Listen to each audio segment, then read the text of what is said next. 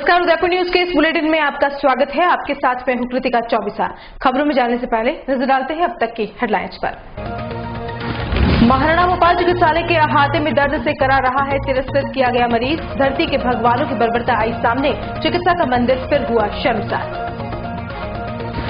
बहन के लिए आचार संहिता में भी अधिकारों का पूरा उपयोग करते हैं बड़गांव के सरपंच। अतिक्रमी को दिया 3 दिन का नोटिस, मौखिक शिकायत पर ही कार्रवाई करने पहुंच गई यूआईटी। एक तरफा फैसले से मायूस क्षेत्रवासी। घर हड़प कर दूसरे के साथ जाना चाहती है संध्या पंड्या। वृद्ध सास ससुर ने उदयपुर न्यूज को सुनाया अपना दुखड़ा। और पीने के पानी को तरस रही उदयपुर की कई कॉलोनियां। जिम्मेदारों की लापरवाही की वजह से लाखों लीटर पानी हुआ बर्बाद। और अब खबरें विस्तार से। सबसे पहले बात करते हैं सरकारी चिकित्सकों की गैर जिम्मेदाराना हरकत की। दुनिया में चिकित्सक को दूसरा भगवान माना गया है और चिकित्सालय को जीता जागता मंदिर, जहां हर मर्ज का इलाज है और वहां दुआ नहीं दवा काम आती है। लेकिन आज हम आपको जो तस्वीर दिखाने जा रहे हैं उससे आपका धरती के भगवान से विश्वास उठ जाएगा और उस मंदिर को भी आप बहुत कोसोगे जहां रोजाना हमारा आना जाना होता है। कहने को तो यह संभाग का सबसे बड़ा अस्पताल है और गुजरात के साथ साथ मध्य प्रदेश से भी यहाँ लोग इलाज लेने आते हैं, लेकिन यहाँ इलाज कम और तिरस्कार ज्यादा होता है। अस्पताल से मरीज को दौराने इलाज इसलिए निकाल दिया जाता है कि उसका कोई तीमारदार नहीं है। जी हां, रूह कंपाने वाली यह कहानी है महाराणा भोपाल चिकित्सालय के अहाते की, जहां दर्द से करा रहा वासुदेव गणपत जोशी सिर्फ इलाज करवाने के लिए तड़प रहा है।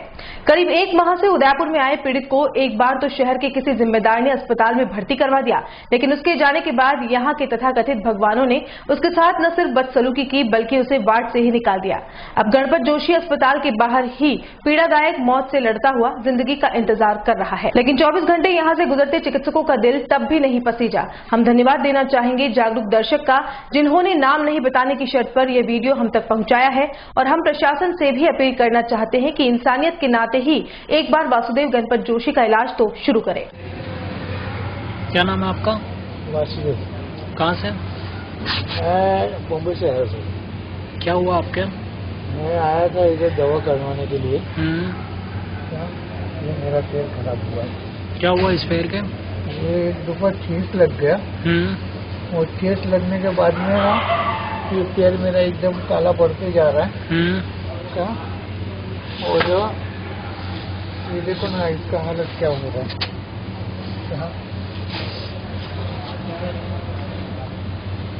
आज बास मार रहा है उसमें। ये पैर मेरा है ना यहाँ तक ऐसे ही हो गया। अच्छा। क्या? तो आपने ये इलाज पहले कराया था क्या? ये जब नया नया स्टार्टिंग में लगा था ना सर। कितने से टाइम पहले लगाया? ये 3 साढ़े 3 महीना कुछ हो रहा है। 3 साढ़े 3 महीना हुआ। हाँ। अच्छा, तो किससे लगाई आपके? ये मैं मशीन पे से उठने गया इधर जी। तो ये मेरा 2 उंगली पे लगा। जी जी। हाँ, तो ये 2 उंगली थोड़ा दिन चला। जी। उसके बाद में ये अंगूठे पे आया। जी। उसके बाद में ये उंगलियां सब हुई। क्या? और धीरे धीरे धीरे धीरे धीरे धीरे बढ़ती जा रहा है। अच्छा। क्या? तो आपका इस हॉस्पिटल में पहले इलाज चला था? कौन सा? यहाँ पर? यहाँ नहीं चला मेरा। अच्छा।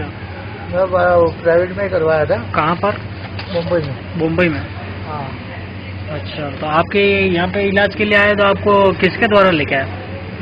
मैं खुद आया था सर वहाँ से। अच्छा। ये अपना ये स्वामी नारायण का नहीं है, अपना नारायण स्वामी का स्वामी नारायण सेवा संस्थान। हाँ हाँ हाँ। तो उसके चक्कर में मैं आया था। जी जी। हाँ, बोला चलो उधर जाएगा। लेकिन वहाँ मैं गया तो वहाँ पे मेरे को बोले तुम्हारे को इधर बोले ये इसका ऑपरेशन नहीं हो पाएगा। अच्छा।